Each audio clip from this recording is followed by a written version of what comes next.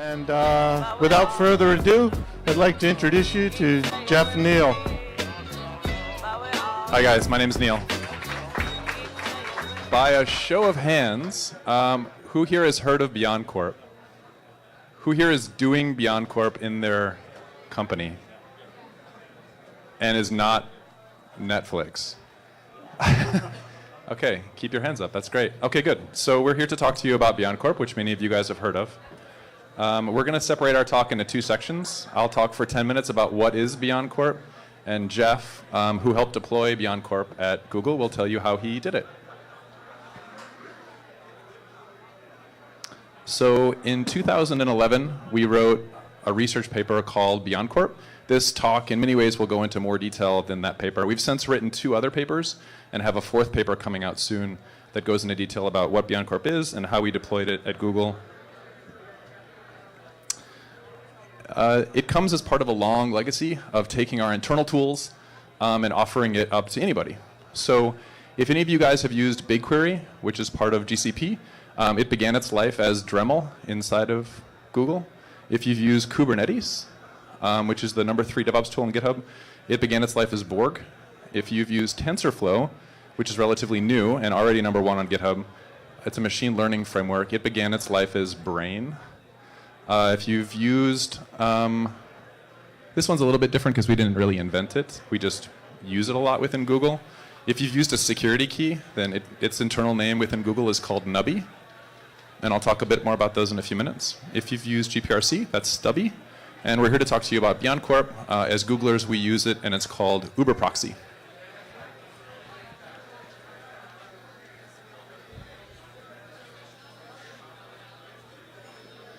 Okay, so what is BeyondCorp? Well, I can tell you about what it isn't. What it isn't is what many of you guys are using for enterprise security right now, which is a castle approach. You have a moat, you probably have multiple walls, the baddies are out, the goodies are in, network segmentation, VPNs to get across that moat and through the walls. This is how most enterprise security frameworks are done, and we believe for a variety of reasons that it's not something that we could maintain, and so in 2011 we began to follow a different approach. So what are the issues with this castle approach? Well, there's 4 main issues. One, you've got mobile workforces, lots of contractors. Google certainly does. We've got 57,000 employees and lots more contractors than that who shouldn't have access to everything. Also, Googlers shouldn't have access to everything. You've got lots of breaches in the news. You've got cloud services from us and other guys. And you've got a plethora of devices, not just laptops, but iPads and smartphones.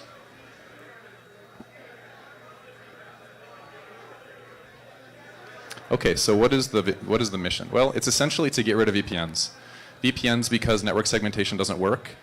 VPNs are out also because they're really hard for admins to set up. We've estimated that it takes somewhere like 5 full days to deploy Oracle eBusiness Suite using firewalls, site-to-site VPNs, if you want Oracle eBusiness Suite to be in the cloud. Whereas a BeyondCorp approach would take much, much less, much, much fewer firewalls, much fewer load balancer rules, just a lot less work, a lot less opportunity for error. We're big on that at Google. Introduce less error. And so our objective is to have every Google employee work successfully from untrusted networks without the use of a VPN, no network segmentation, and have all applications be publicly addressable. That's the really alarming part. You may have heard of this before. There's other companies that have similar visions. Has anybody heard of the zero trust model? Anybody know what company talks about that a lot? Yep. And also Palo Alto Networks. Software-defined perimeter. Anybody heard of that? Who talks about that a lot? Yeah, Cloud Security Alliance, exactly. And Cryptozone and Vidder and a couple other really interesting startups.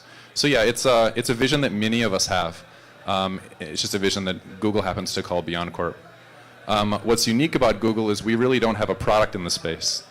Palo Alto Networks and Cryptozone and Vidder will happily, and Duo Security will happily sell you softwares in this space. We have 3 research papers that you're welcome to read, but no software yet.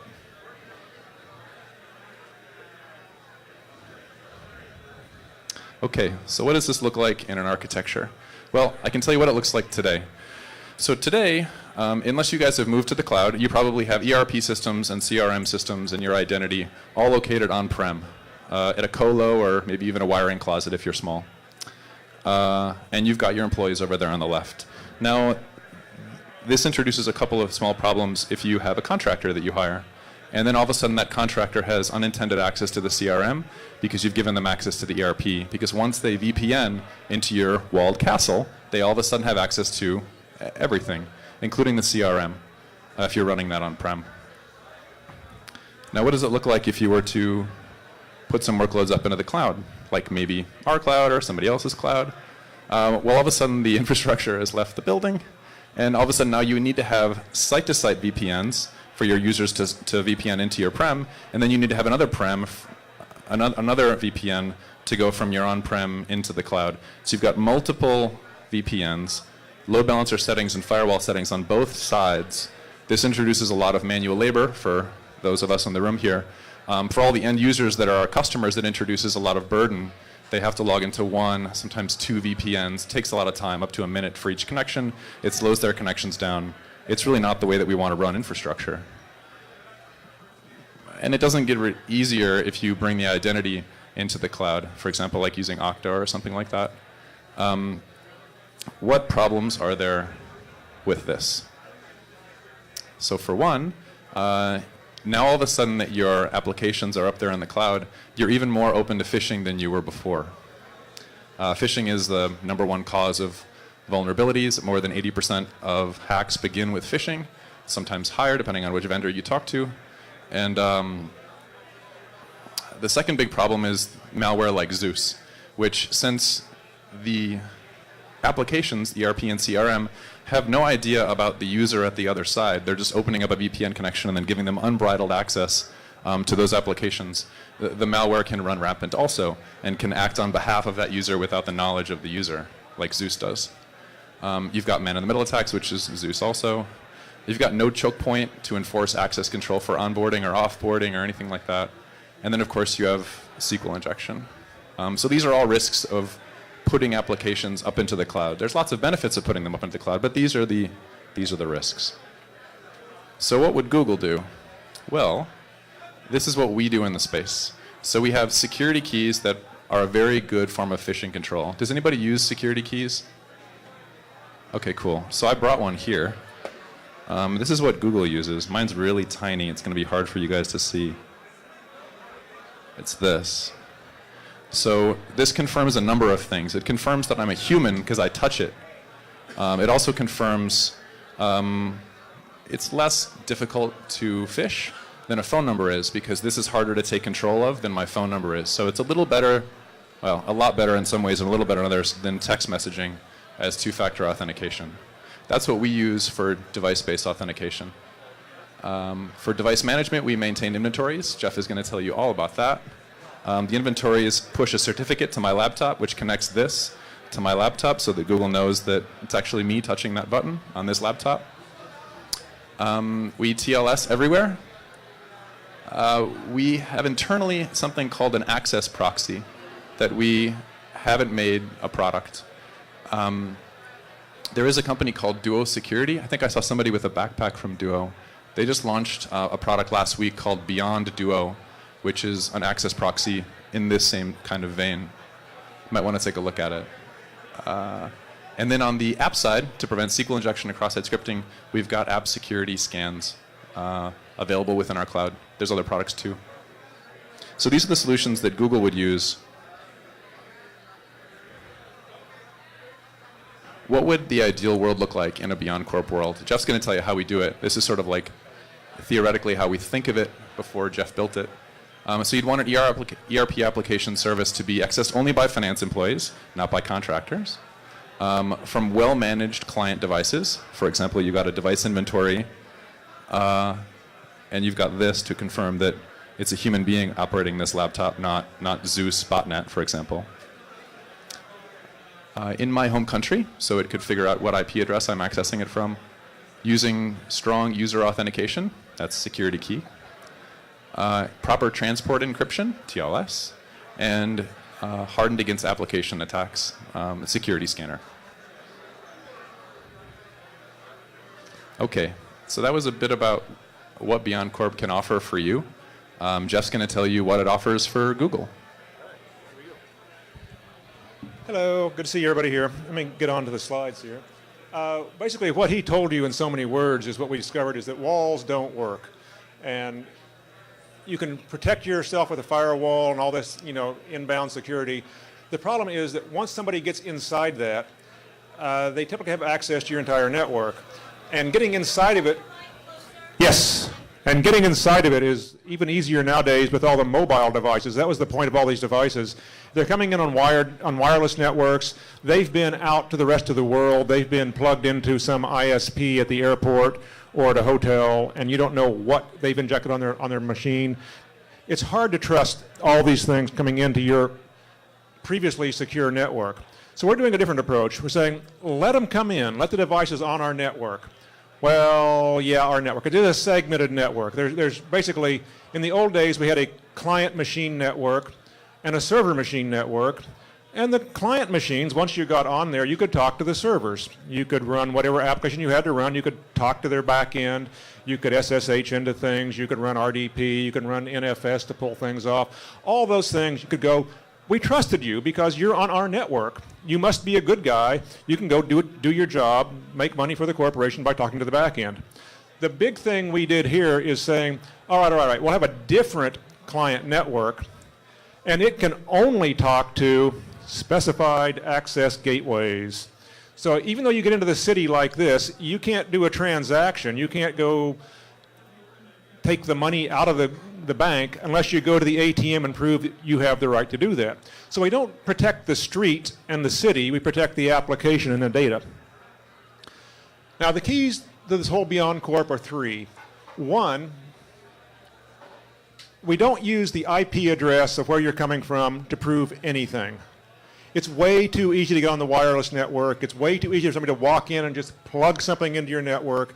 You may have a flash drive on your workstation that is actually driving application code. So being on the network is considered nothing at all. Secondly, we do control the access to the services and the data and all the back ends based on what we, the network and the security operations, know about who's asking. About the computer that's asking and about the user that's asking.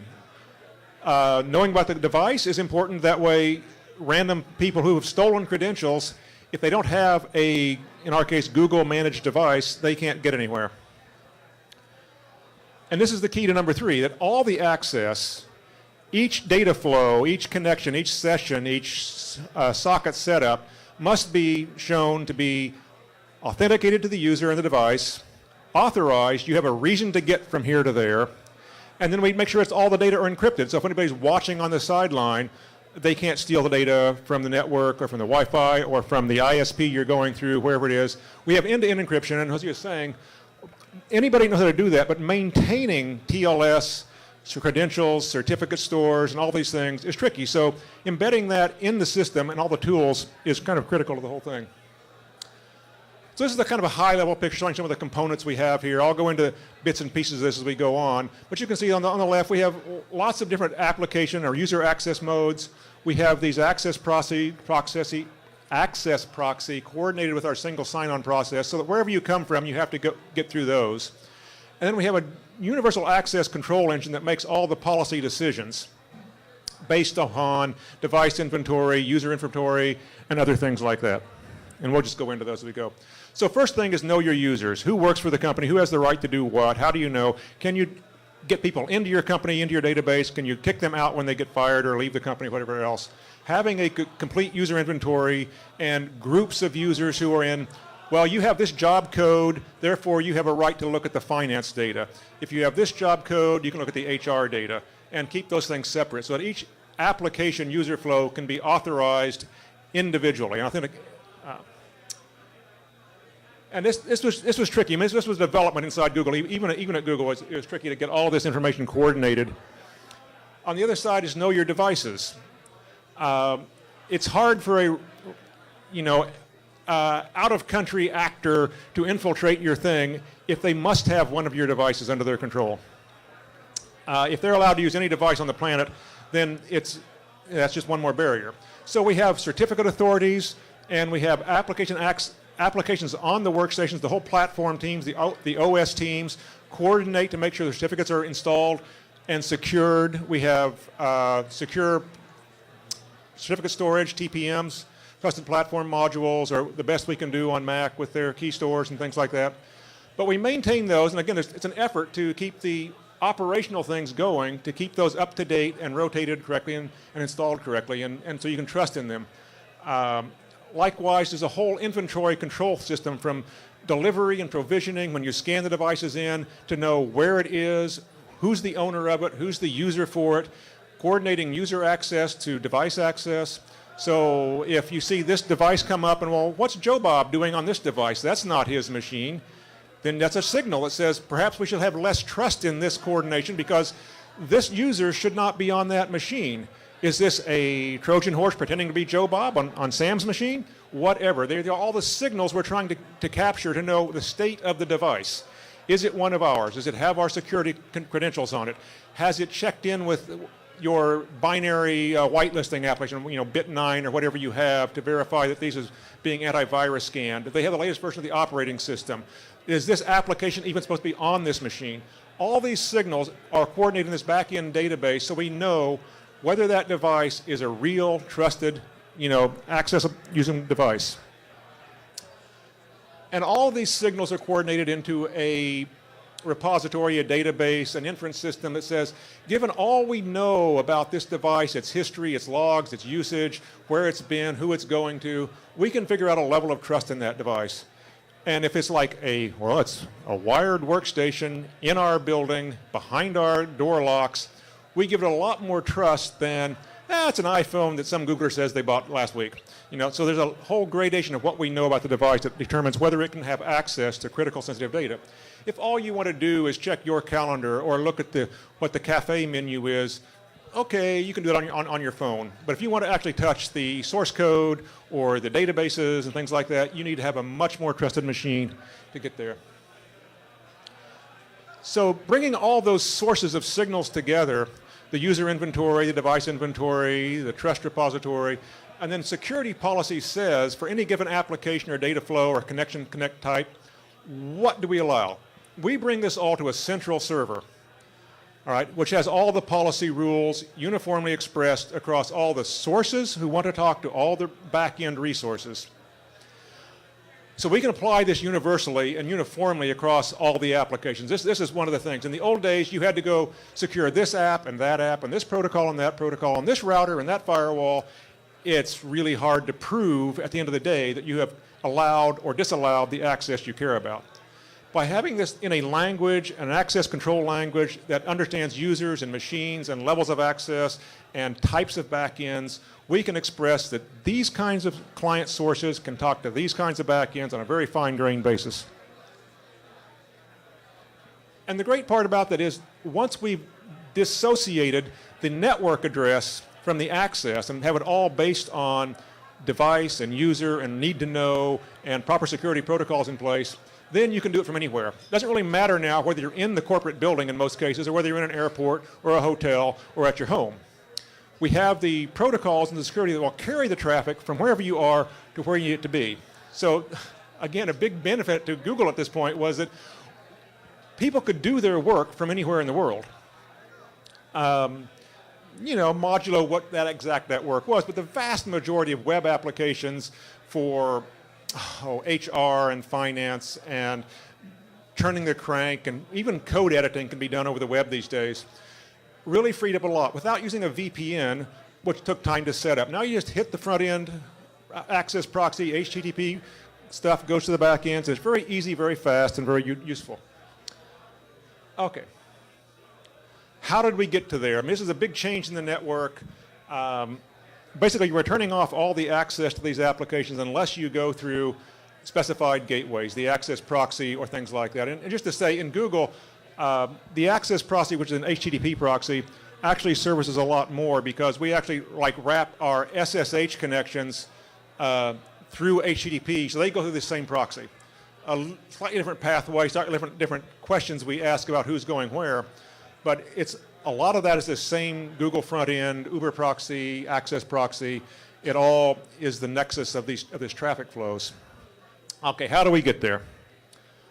Our decision was one choice was to say, take our current network, our current engineering, all access, trusted network, which has all these open ports from there to the back ends, and one by one start closing off those ports and making sure people can do their job. That's really dangerous because you really don't know what is out there, who's using what, how often, and things like that. Our approach was to create a new VLAN. Do we all know VLANs? Who knows what a virtual LAN is? Okay, this is how you segment who can talk to what. So we made a new VLAN, and we said, this VLAN can't talk to anybody. You can't even talk from one workstation to the one sitting right beside it on the same segment. Because of threats. If you have an infected machine here, you don't want them to migrate to the one sitting next door. So no, you have to go through an access proxy, even to SSH, from your laptop to your workstation. That LAN can talk to the access proxy, which carries web traffic and SSH and a few other things that we carefully craft to go through to get from here to there. But it cannot talk to the server backend VLAN. That's the critical thing. And you can't talk to your neighbor. So it's hard for an infiltrated, broken machine, a Trojan horse here, to get to anybody else. And then having that clean, protected space, we then move devices once we know that the user of that device will be successful. All right, so a device wakes up, by the way, there's 8021X if you know about this. The device wakes up and says, dear network, what should I do? Where can I go? And the network says, well, show me your certificate. Tell me which device you are. And we look it up and say, do we trust that device? Is it a Google managed device? Is it checked in with Bit9 recently or whatever it is? Okay, you're a good device. You're a Google managed, up-to-date, top priority. Yes, we'll put you on this managed. You're a managed device. You have the right software. And you're Google client. So we'll put you on this managed, non-privileged network, and now you have a clean, well-lighted place to work, and you can go talk to Uber proxy or whoever else to get the rest of your job done. The key to this whole migration, though, was to make sure we didn't put anybody on that until we knew that they would be successful. Because you put them on that network and they have to go run RDP to their Windows server to do some sysadmin work, it'll just fail.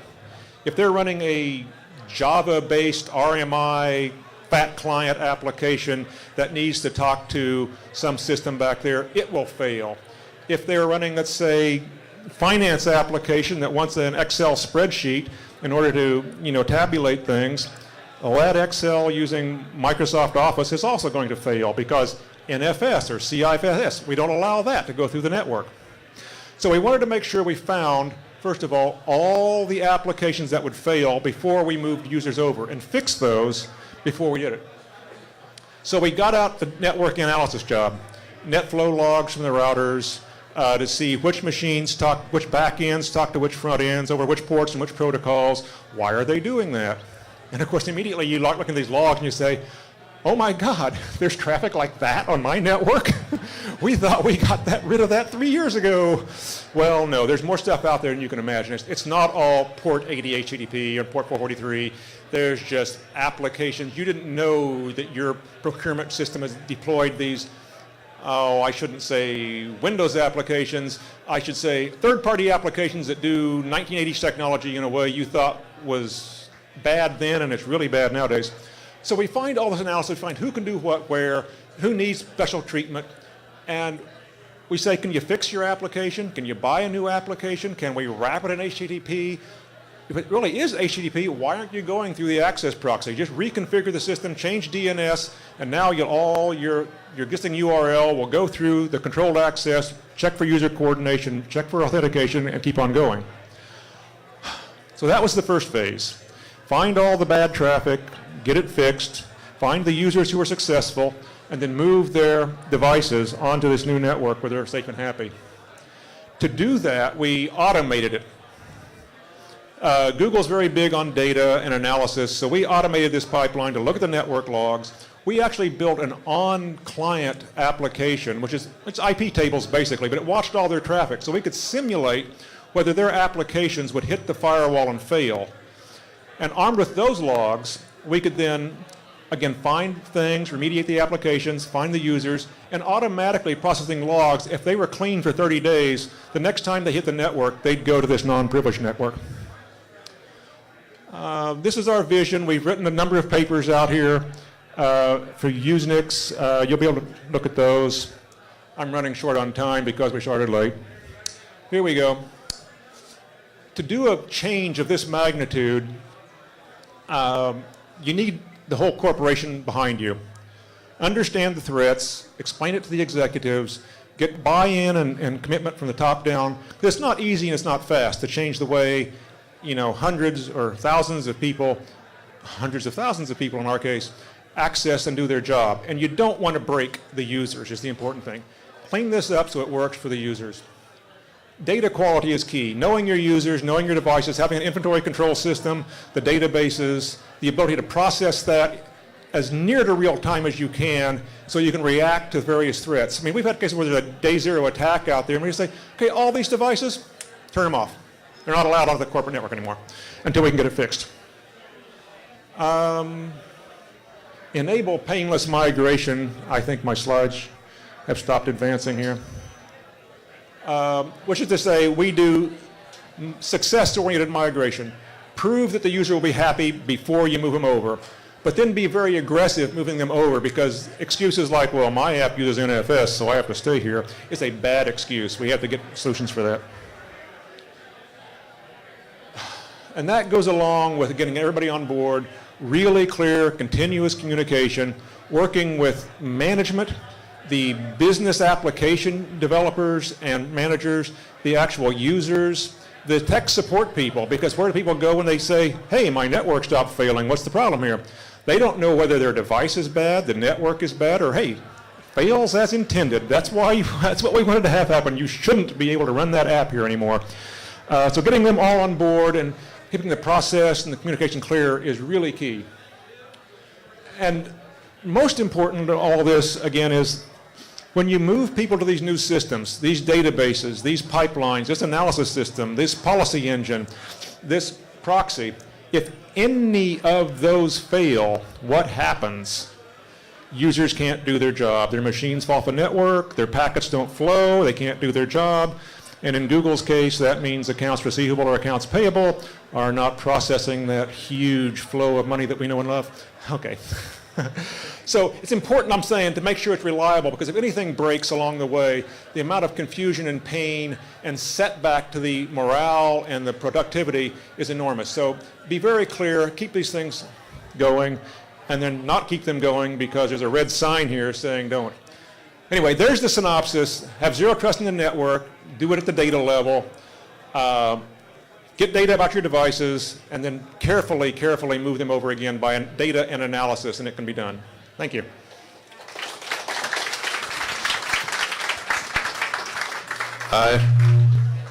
If you would like to hear more about BeyondCorp, we've got security talks happening 3 blocks down the street from RSA on Tuesday and Wednesday.